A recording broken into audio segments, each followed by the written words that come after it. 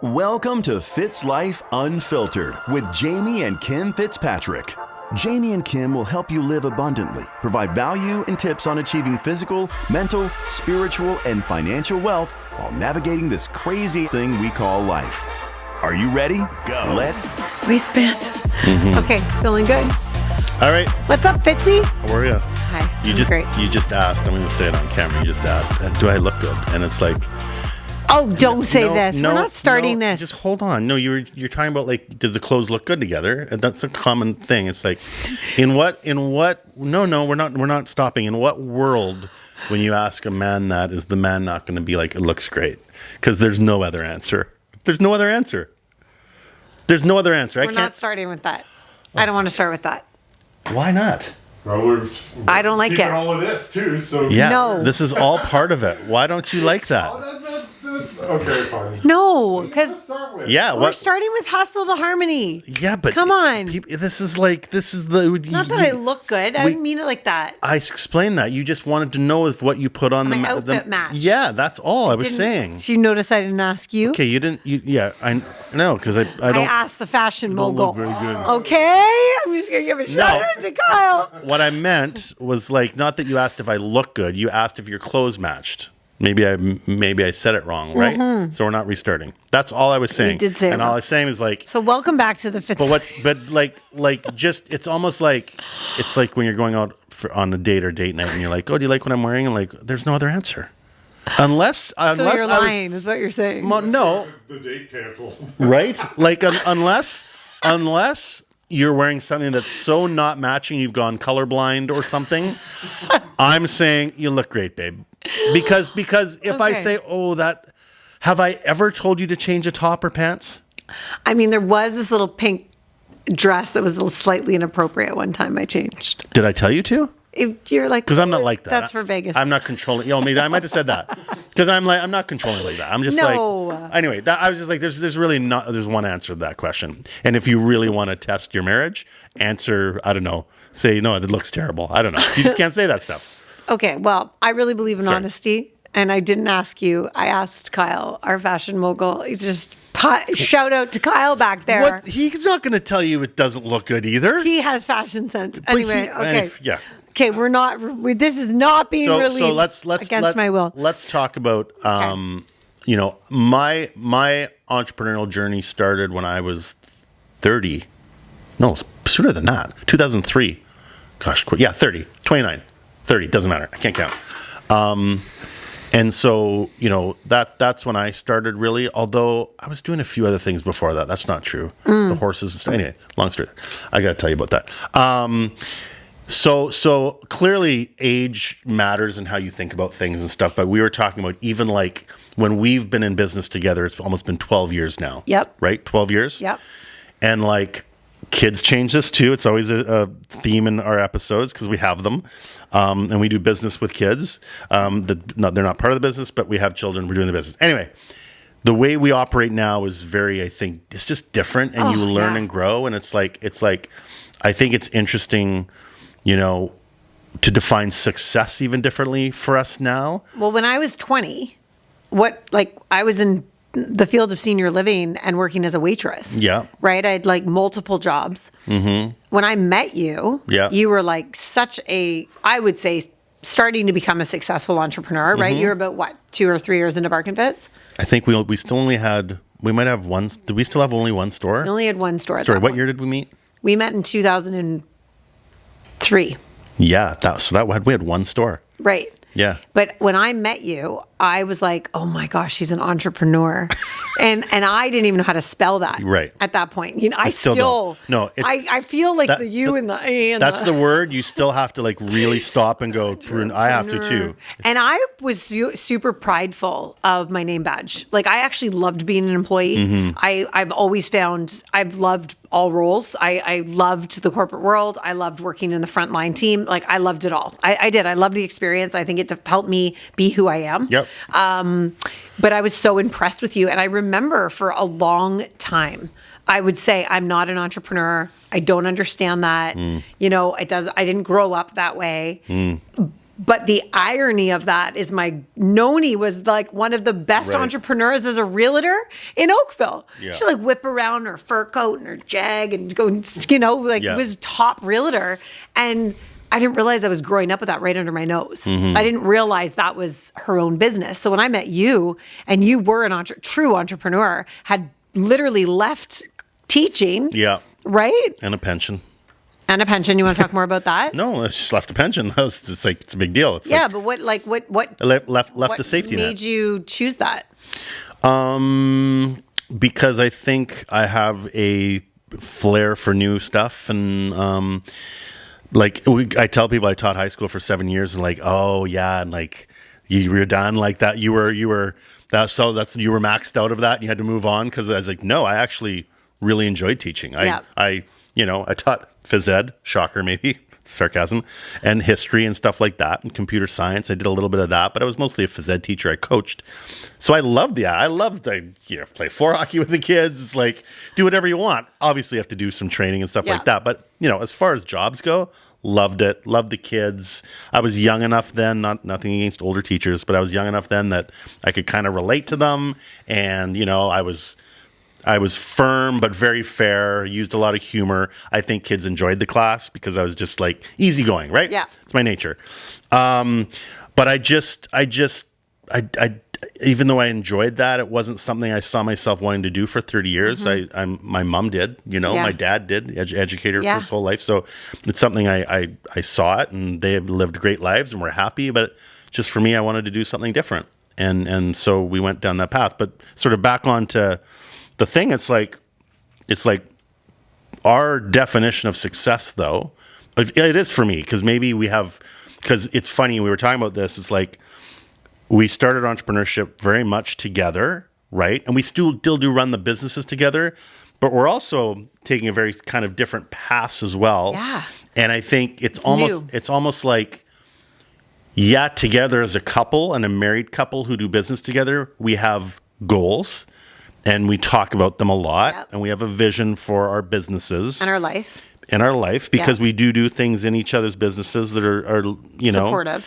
Yeah. But it's different now because I have a different vision for the stuff that I'm doing, and you have a very different vision, and that's separating more and more, and that's not a bad thing. Yeah. It's just we're kind of For a decade we did everything together. yep. And now it's so cool. Isn't it fun? And even some of the things that we kind of thought we were going to do together, I'm like, no, I don't want to do that. And you're like, yeah, okay, that's fair. And you're like, And yeah, vice and I don't versa. want to do that. And that's Yeah. okay. As long as it aligns, I think, with all other parts of our life Yeah. and our morals and our Yeah. values that we're cemented in, Yeah.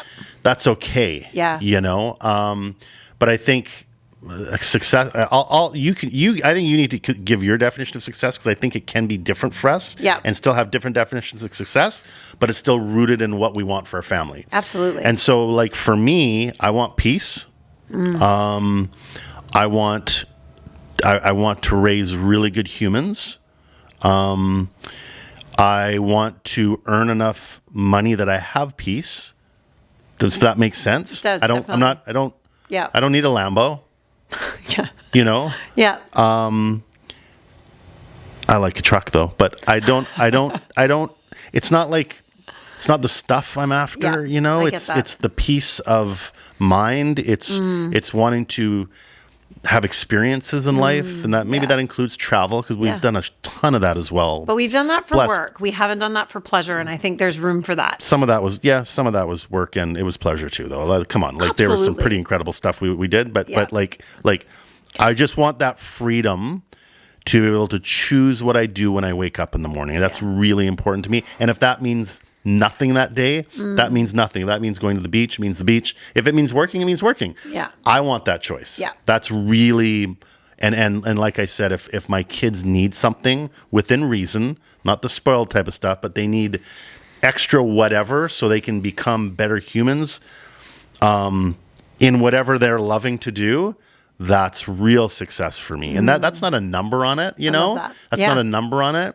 I just want peace. I want peace. Because it's not always been that way. Yeah. Especially the first business, like, whoo, there was some shit to Yeah. slag through, you know? was chaos. There was a lot of chaos. chaos. I guess that piece for me is just, that's kind of my driving factor. And I think like all my actions sort of are going to align. They have to align with that. And we've talked about this before. It's like, I'm just operating differently in my business this time than I have before. And it feels good. And it doesn't mean I necessarily need to quote unquote, well, I'd probably work less, but it doesn't mean work less or not as hard on the things in the time when you need to do that. But I'm just making decisions, and this has to come peaceful to me. That's really success to me. And just, making sure you and I are good. Because people don't understand working together. Like you and it's not like that's how we quote unquote pay for things. Like one of us doesn't go to a 9 to 5, and this is kind of like on the side. This is what we do. Yeah. And so there can be pressure on that. I've had friends ask me, like remember when I went out to BC, they're like, how do you just not feel a lot of pressure that you're responsible for? And it's not that people that get paychecks from a company or 9 to 5 aren't responsible. I'm not saying that, but man, we have to put food on the table. Like that's not coming from anywhere else. It's from us. But it still needs to be peaceful and aligned. So that's for me. What about you? Like how do you define success? Oh, I mean, here's the thing. I think that for me, it's changed so radically from 10 years ago, 5 years ago to now. I think for me right now, success, number one, has to start in our family and in our home. Harmonious life for me is successful. So that's number one. The second thing from a success is when I know that I'm leading myself well. Because I cannot, if I'm not leading myself with my own agency,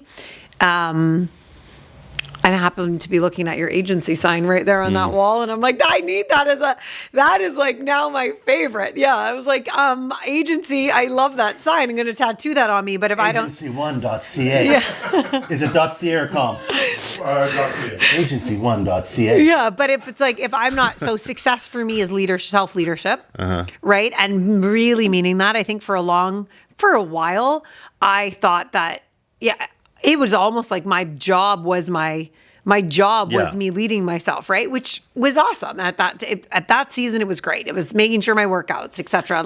Great reason to do that. But now my success gets to come from like, how does that feel in my body? And now I'm like, love doing heavier weights, or like sometimes I'm like, oh, this morning I'm going to sleep in because I know I can do this. And that's successful to me for not feeling like I've missed something in this rigid life. And that's changed for me because I used to be so rigid. And then if I wasn't rigid, was I failing? And then that whole thing of that. So the psychological flexibility piece and really believing that at a subconscious level is success for me. Right. Because when I teach that and I coach that, I believe that. Right. Man, that's success for me. Yeah. Like there is zero cognitive dissonance in how I lead and coach. Right. Total vulnerability, completely honest. Like, no, I'm never blowing smoke up at. Like, it's like, this is the way it is. That's success for me.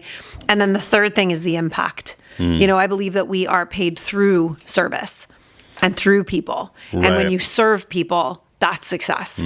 And I love that. It's freeing. Like, it gets me emotional because I'm so tied to legacy. Right. And what I mean by that is legacy is not what you leave for people. It's what you leave through people. And the same as service. Yeah. That's success to me. Knowing the messages I get and how I've served our kids and you and I and Clemmy even.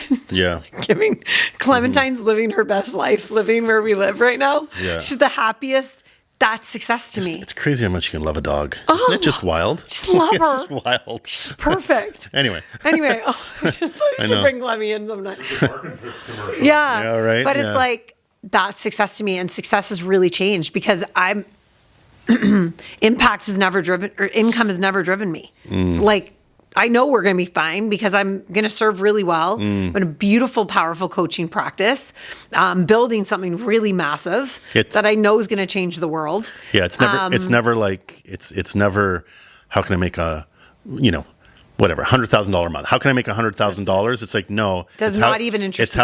It's how can I serve more people? 100%. How can I impact? And that's how you get that. And that gives me such joy. And I'll say that for any entrepreneurs, like, you know, and there are people that will flash like, I made this much money and this is how that, to me, that doesn't deem success to me, because you can have a full bank account and an empty service. And to me, it's got to be heavy one way, and the other way you will be, it's the law of attraction. It's the law of reciprocity. It's the law and the impression of increase. Like that's what you leave. And that's success to me. Well, success is really changing for me as I age, and I'm excited about that. Peace is successful. I think for me, there was a period of our life where we lived in a lot of chaos, just circumstantial and unhealed wounds and things like that. Self-worth stuff. Tons of self-worth. And the more productive I was, the more worth I had. Like all that shit, that was what led me and fueled me. It fueled me big time. And right up into my 30s. And it just does not interest me anymore. But it had a place. I had to get through that. I had to, like, you know, I remember when my favorite thing was like, I'll outwork you. And that was like, but that's not to me a badge of honor anymore. Right. But it was a way for me to cope. It was a way for me to lead. It served our family at that time, that hustle. And now it's really that duality of the femininity and the masculinity, and knowing there's room for both. Just kind of like I shared on one of our other episodes about the parts integration, where Ursula and Carol can coexist together. It's like, people are like, what is she talking about? You gotta go listen to the other episode. But anyway, still, it's like, that's what I'm learning, is that success and peace can coexist. Yeah. Space and success can coexist. You know, we're Colby's a theme here. He also asked me the other day. I was on the way home, and it was like, I think I said something about, oh, this happened. Like, I was just sharing my day with him. And he's like, oh, what's that mean? He's like, what do you do? Like, what do you guys really, like, he knows, but he doesn't really know. So I kind of gave him a brief explanation. He was like, oh, okay. Yeah. It's just them becoming adults and now asking different questions, because they're actually, I guess, thinking about something outside of themselves, which is really neat. Tessie was, so Colby actually must have been right after you said that, because he stopped me in the kitchen the next day. And he said, Mom, you must be really proud of what you do. You've impacted a lot of people. And I looked at him, was like, yeah. Well, that's success. That's success. Your kids are. Yeah, like you've helped. You're helping, and he's aware of that. Isn't that quote where, like, you know, you've done a good job when your kids become adults and they still want to hang out with you, and they still want to come home and spend time with you? Like that's success, right? Like, right? Because I know. Yeah, because there's severe opposites to that people can experience, right? Yeah. And then the one other thing I wanted to share too is Tessie was in the Legacy office with me as we went for dinner, and then got her shoes for grad, and I had to do a retreat post-integration call, and she was listening to it, and she was like, just happy to be in there, and you know, just popped in, and they're involved, and you know, they don't have to be shushed out of our lives either. It's just like, it's just cool, and she just listen to us coach and lead, and they're hearing all that. Like, that's got to mean something. So it was neat. But I'm proud of us, and I'm proud of how we're parenting, and I'm proud of how we're figuring this all out. And you know, and I'm proud that is important to us, and that's also a part of our definition of success, because I think that, you know, there are ways where, you know, your life just eats you alive, and you just are existing in life. And one thing that I think we've consciously had to create in our life, and I believe that we all have the power to consciously create our realities. And what you focus on is what you will create. So because we are entrenched in our values, and we have our Sunday morning hours for coffee where, you know, I wouldn't say we're mapping out our week, but we're certainly reinstilling our values and just reconnecting. And our kids witness that, and that keeps us anchored in what we do all week. And I think there's power in that. So for those of you that are thinking about that, we want to hear what does success feel like for you? And here's a couple questions you can anchor yourself in: is what does success feel like for me today? And what did success feel like for me 10 years ago? And then the other question you could ask yourself is, what does success mean to me in 10 years from now? And it really gives you that vision and that timeline and that ability to be able to zoom out and really think about that. So I loved this conversation. It's great. That was good. Maybe we should cheers, because your arms are longer. Still the same problem.